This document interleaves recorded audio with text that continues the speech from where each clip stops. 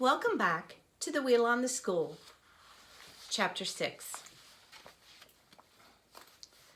Chapter 6, Elka and the Ancient Wheel.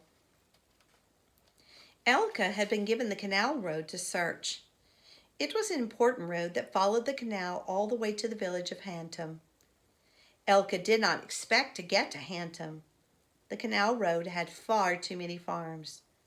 He searched each farm in his own slow, thorough way. Bit by bit, he worked himself far out of Shora. In his own way, Elka hurried. At the end of a bush-lined lane that led to a huge ancient farmhouse, a young farmer suddenly stepped from behind the bushes and barred Elka's way. "And just what are you snooping around for?"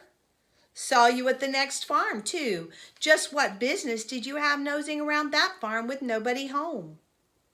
"Oh," Elka said, startled. He eyed the tall farmer, wondering if it'd be wise to take to his heels, but quickly decided there wouldn't be much use in his running away. He tried a slow, sure smile instead. "Oh, I wasn't exactly snooping," he told the farmer as calmly as he could. "I was looking for a wagon wheel. Have you got a spare wagon wheel?" "Huh?" the farmer said. It was his turn to be startled. "You see," Elka explained, "our school needs a wagon wheel because we're trying to make the storks come back to Shora. The whole school's doing it."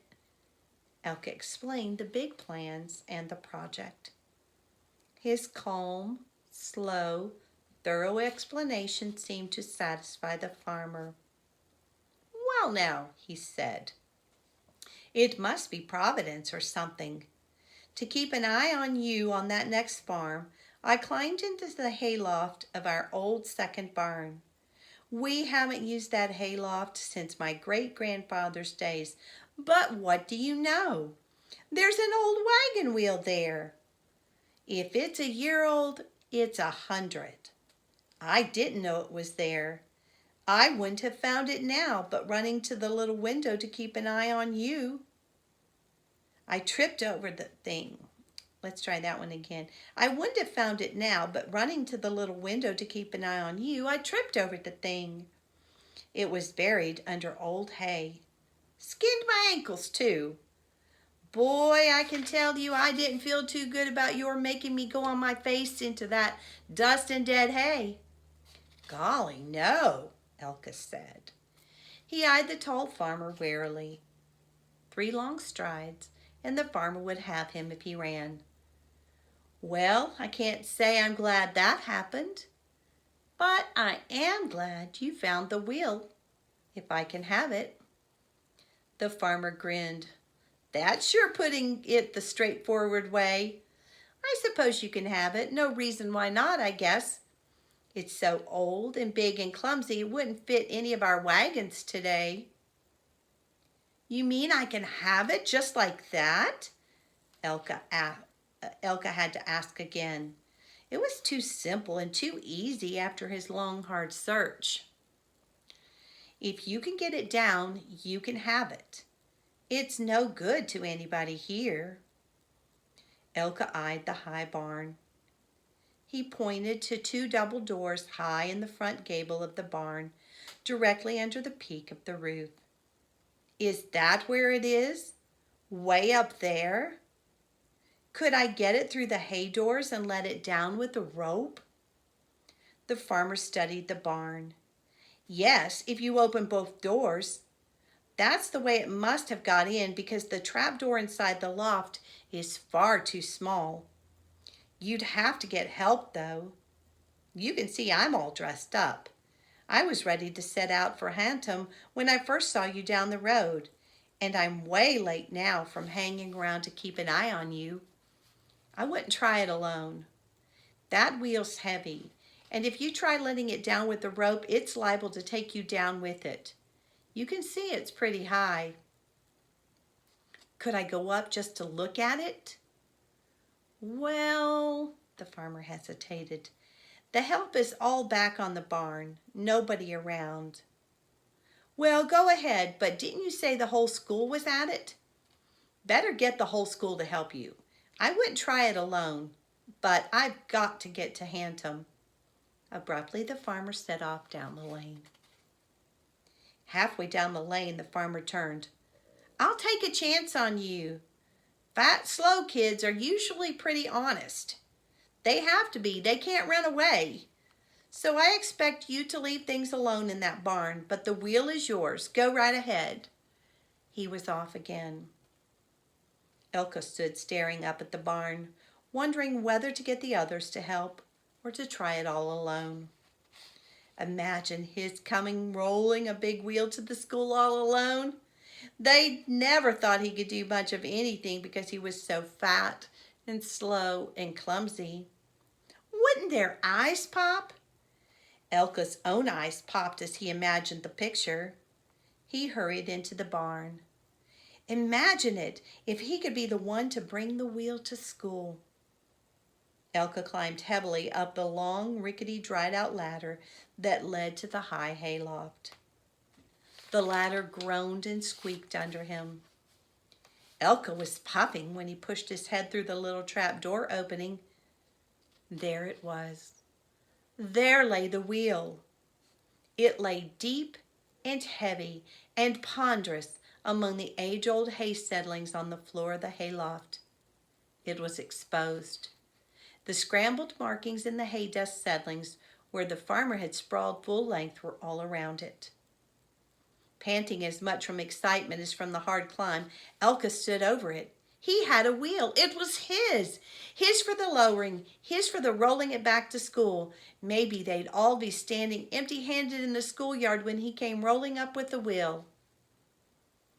But this was no time to dream about it and make great proud pictures in his head. Elka hurried to the double doors, unhooked them, and fiercely pushed them open. They slammed against the outside wall. Now there was light. He hurried back to the wheel to examine it by the new light. He felt solemn, looking down at a century-old wheel. The farmer had said it was 100 if it was a year. He prodded it with his toe. He felt solemn and excited all at the same time, here in the deep silence of the ancient barn. From a cross beam above him dangled the end of a heavy rope. That must be the hay rope they had used to pull the hay into this loft. Maybe it was 100 years old too. It was Providence, just as the farmer had said. Not only did he have a wheel, but there was the rope to lower it down to the ground. Elka hitched himself up the smooth, upright beam to get to the rope on the crossbeam. The farmer hadn't said anything about using the rope, but he would know a rope was needed to lower the wheel to the ground. Elka dragged himself cautiously along the crossbeam around which the old rope had been coiled. From his high perch, he saw the wheel directly below him. His wheel! He hesitated no longer, uncoiled the rope, loosened the knot, and let it drop down on the wheel. He slid down the upright beam and hastily tied one end of the rope around the rim of the wheel. He dragged the flat wheel on its hub across the gritty floor to the hay door opening. On hands and knees, Elka leaned out of the high barn. He gasped a little. It looked twice as high from the open doorway as it had from the ground below. Elka eyed the long rope on the hayloft door. He decided it must be plenty long enough to let the wheel down to the ground, far as it seemed. But could he do it? Could he hold it when all its heavy weight hung outside the barn, dangling from the end of a rope? From his high post in the hay door opening, Elka stared over the flat countryside, hoping, wishing there was somebody to help him. Far away across the level fields, he could just see the sharp roof of Shore's little school. Maybe it would be better to get the others. Suddenly, a commotion on a distant road caught Elka's eye. Wasn't that Yella? It was. Yella had a wheel. He was rolling a wheel toward the school. Yella had beaten him, as always. In utter disappointment, Elka stared at the rolling wheel on the distant road. Then from his height, Elka saw the farmer, saw him sneaking along the bank of a ditch that ran beside the road, down which Yella was rolling the wheel. Elka yelled with all his might to warn Yella. Yella didn't hear him. The distance was too great. The farmer grabbed Yella. Yella's wheel went wobbling off to the side of the road and down into the ditch. Now the farmer led Yella away down the road toward the school. Oh, oh, Elka said softly. Yella stole that wheel. He stared after Yella and the farmer.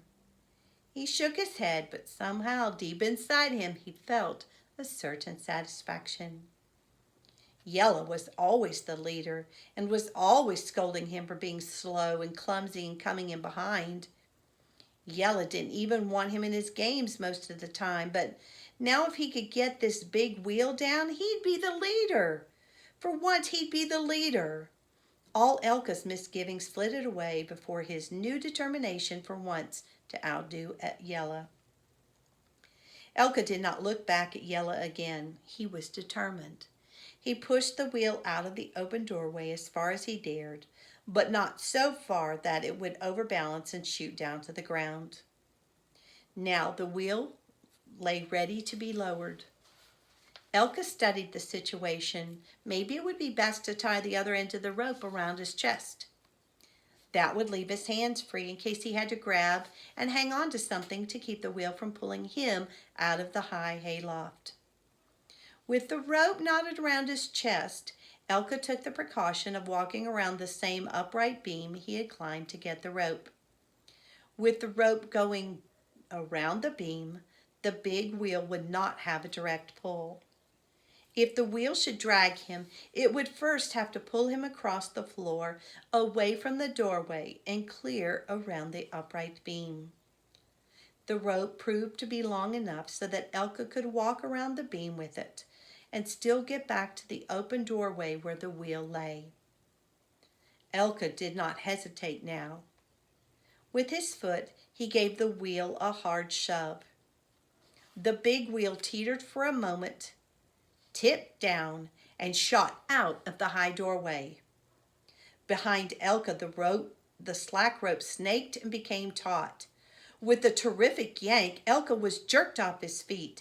He fell backward, flat on his back.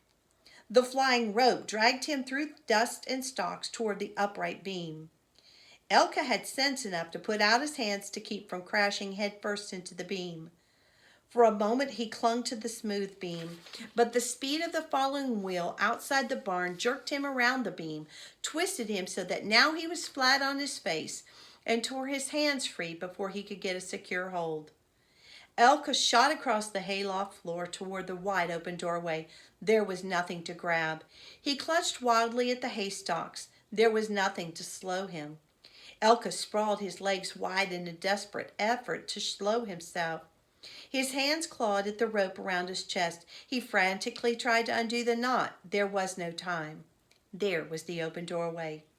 Elka grabbed blindly and dug nails and fingers into the old dead wood of the door jamb. Somehow he held.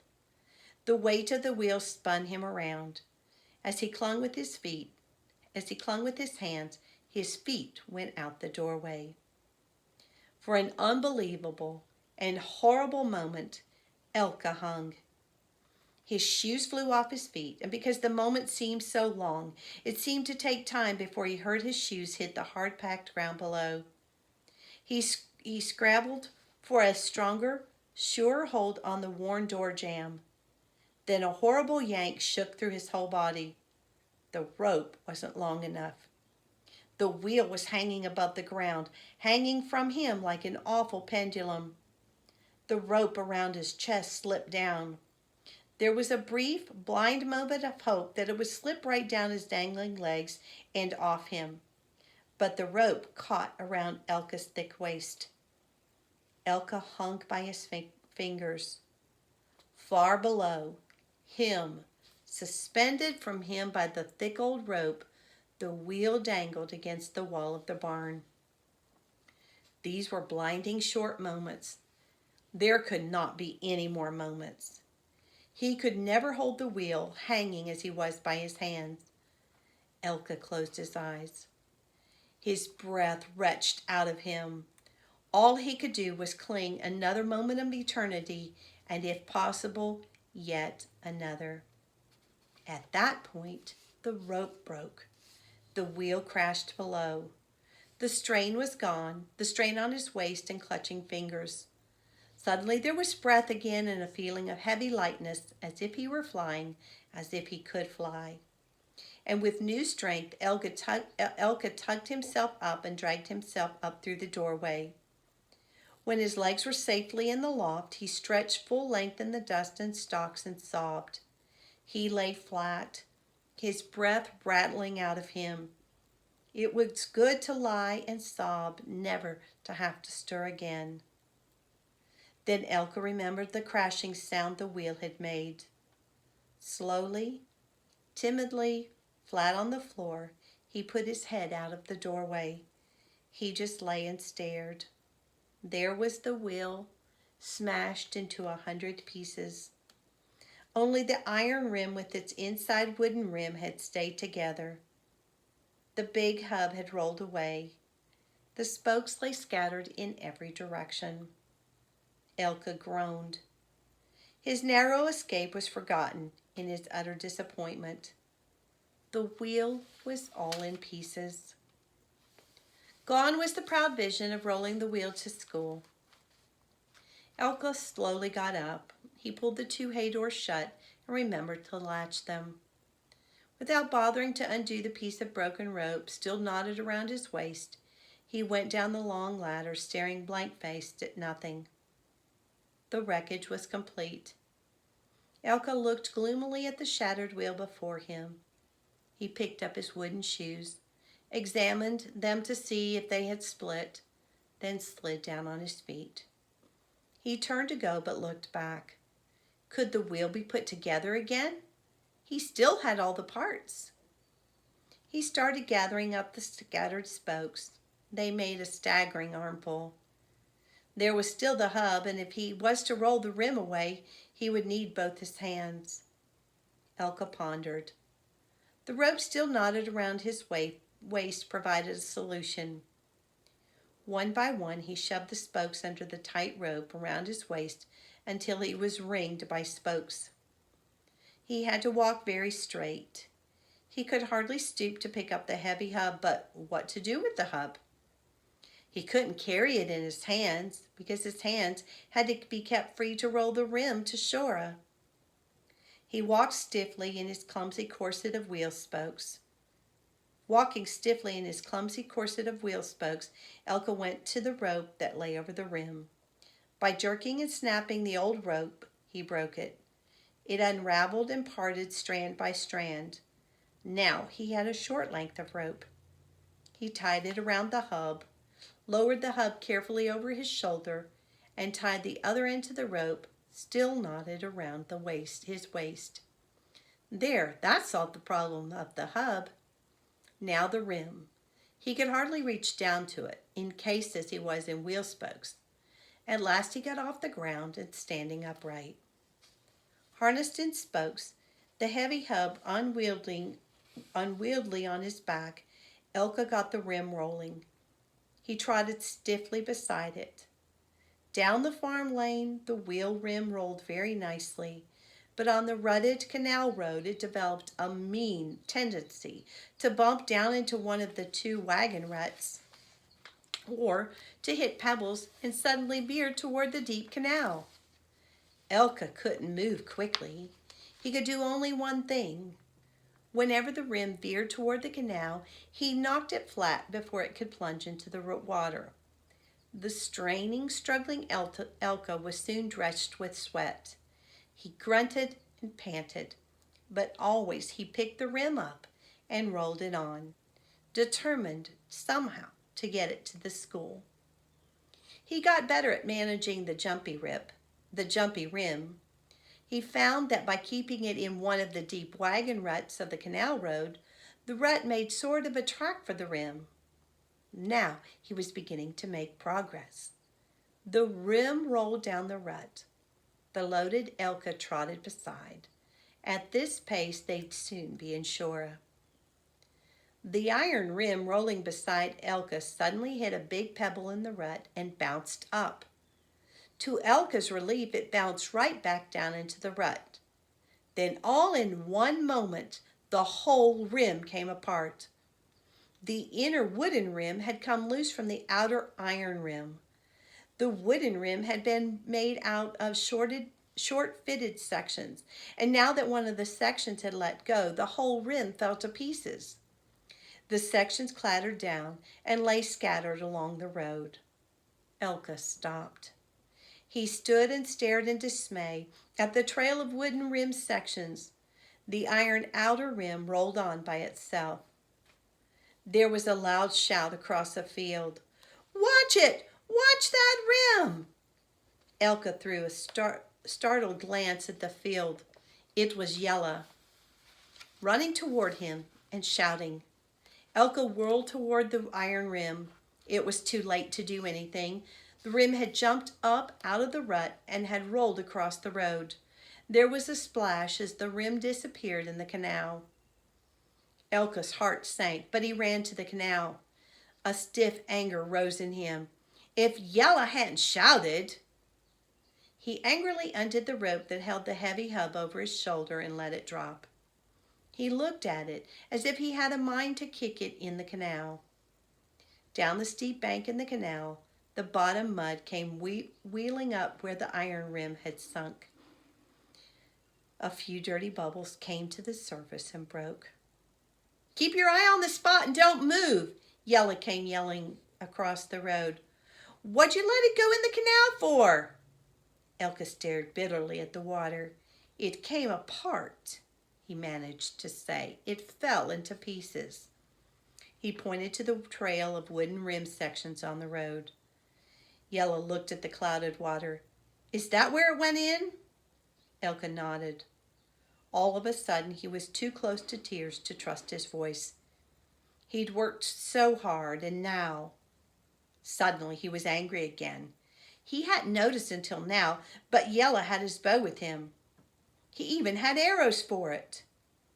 Yella had been fooling around with a bow and arrows, but Elka said nothing. Yella carefully laid his arrows down. Now he stretched flat on the bank and poked with his bow down into the murky water. He got up on his hands and knees. "I can't reach it with my bow." He looked up at Elka. "Can you swim?" "No, can you?" "No, but I was thinking." Yella looked at Elka encased in his wheel spokes, then at the hub lying on the canal bank. "Hey, you could let me down by the rope on that hub." For answer, Elka picked up the rope and yanked at one of the end strands. The strand raveled apart and broke in his fingers. "Golly, no," Yella said. "I'd be for the fishes." "We've got to get help," Elka said. "Yes, but then we'd maybe lose the spot where the rim went down." "Hey, I know," Yella exclaimed. "Look, we'll use these spokes you've got around you. We'll drive them in the canal bank like stakes, like a sort of ladder going down the water to the water. Then I can let myself down into the water by hanging from the bottom stake. I can feel with my toes for the rim. Look, we'll use that hub as sort of a sledgehammer to drive the stakes in." "That iron rim's awfully heavy," Elka said doubtfully. "You couldn't pull it up with your toes." But Yella was so absorbed in his plan, he paid no attention. He untied the rope from the hub and drove the first spoke down into the perpendicular bank of the canal. A foot or so lower, he drove a second one. "Hand me another," he panted. He drove the third spoke into the bank. Then he couldn't reach any lower.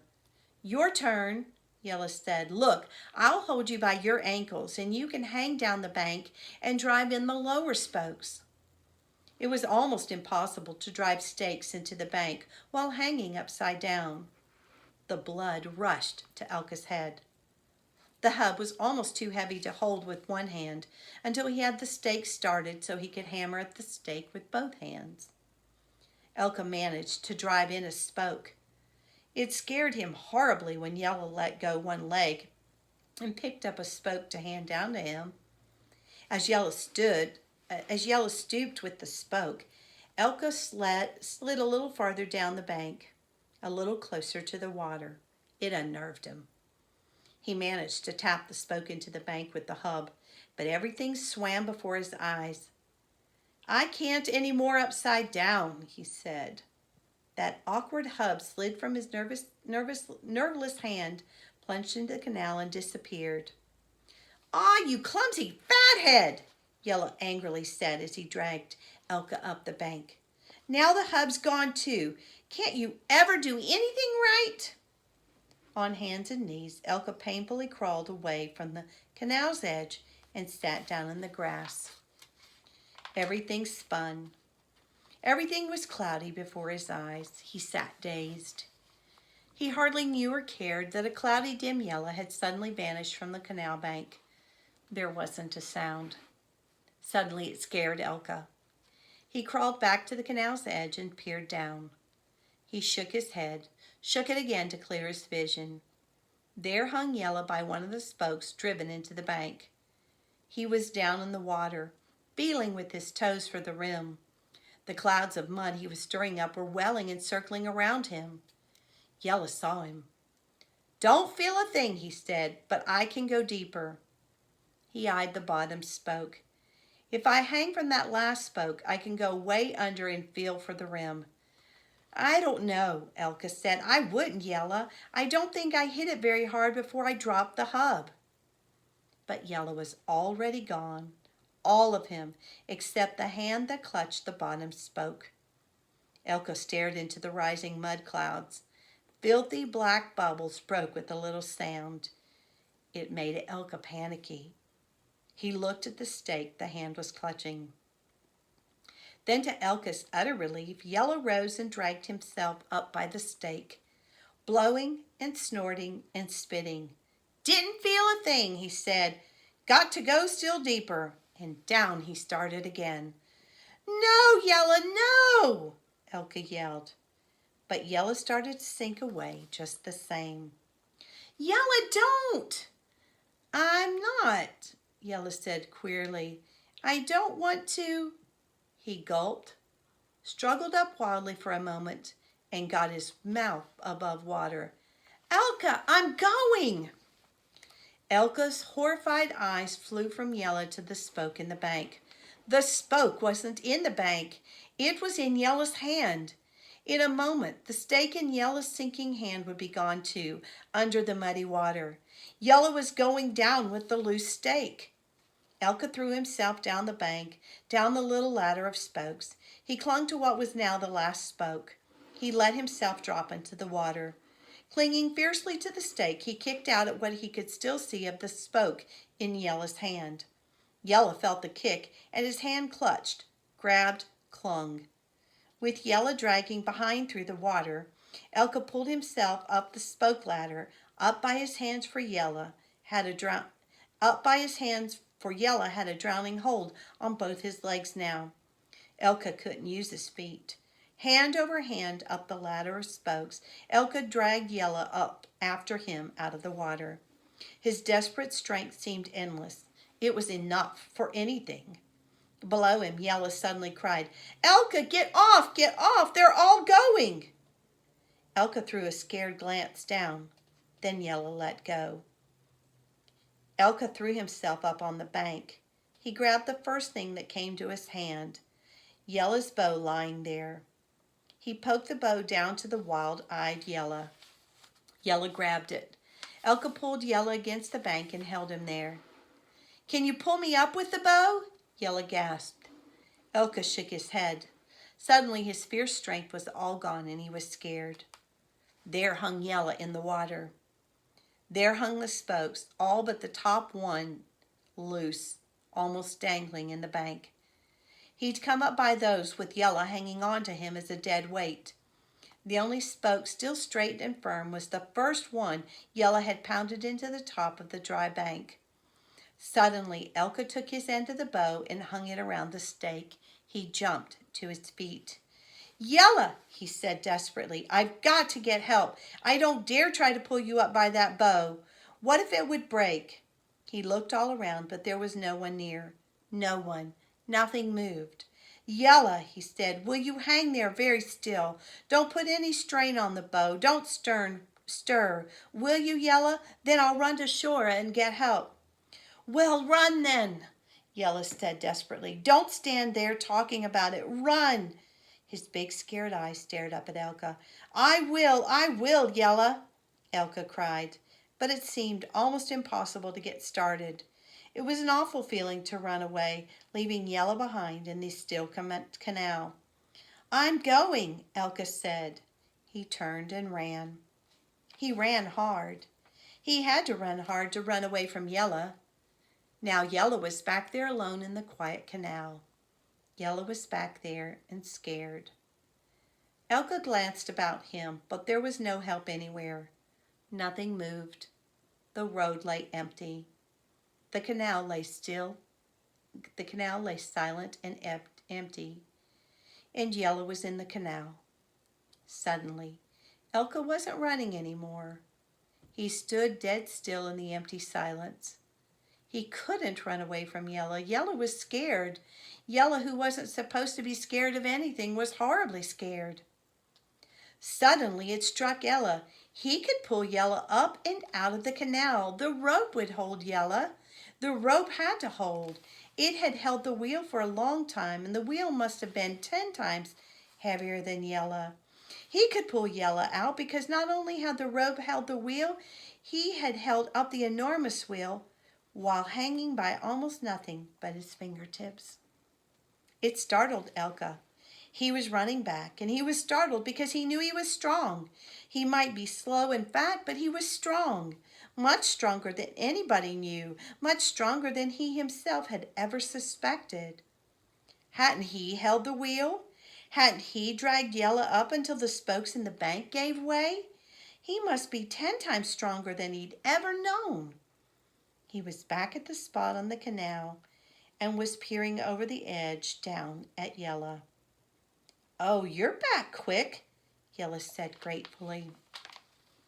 I didn't go, Elka said. I came back. I'm going to pull you out now. How? Yella asked anxiously, but Elka had no time for talk. He knotted the 2 pieces of rope together, the one from his waist and the one from the hub. He tested his knot.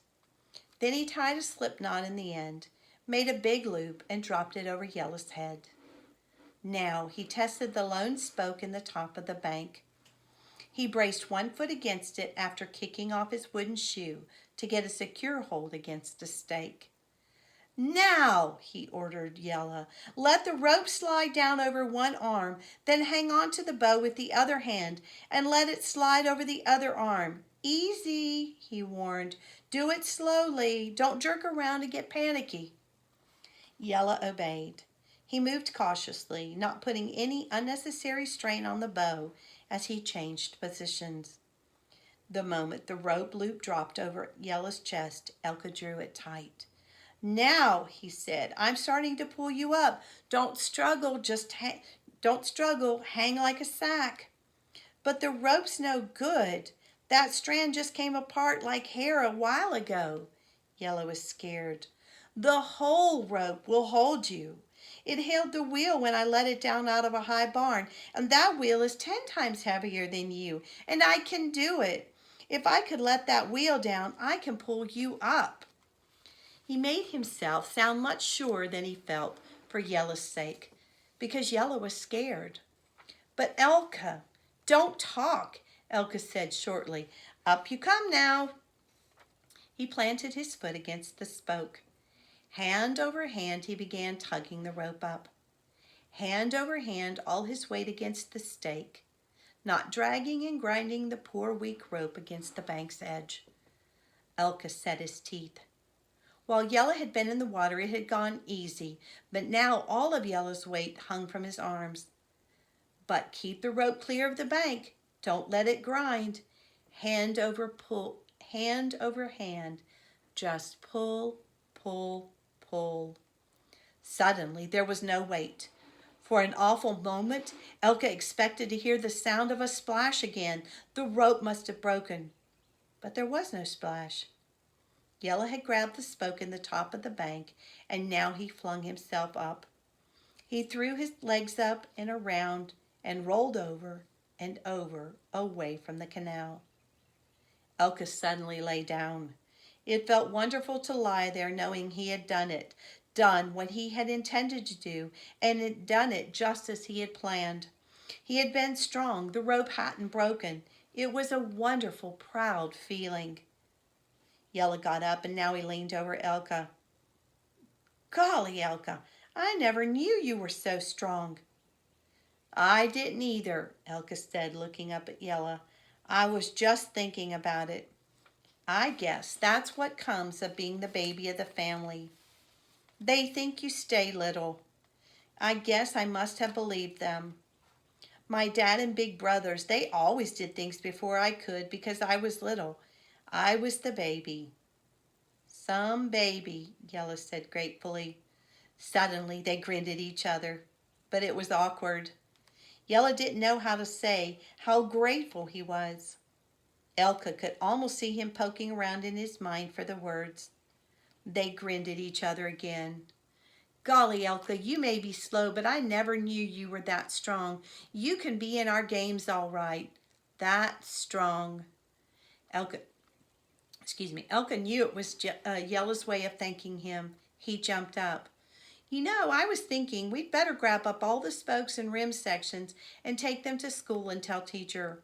We'll leave that one spoke in the bank for a marker so we'll know the place. Then maybe with a long rake we can drag for the rim and pull out the hub too. Yellow obediently went to the road to gather up the scattered rim sections. Elka picked the thick spokes on one arm. Together they went down the road to Shora, dripping water with every step. Every now and then Big Yellow looked at short, fat Elka trudging sturdily along beside him. He shook his head as if he still could not quite believe it.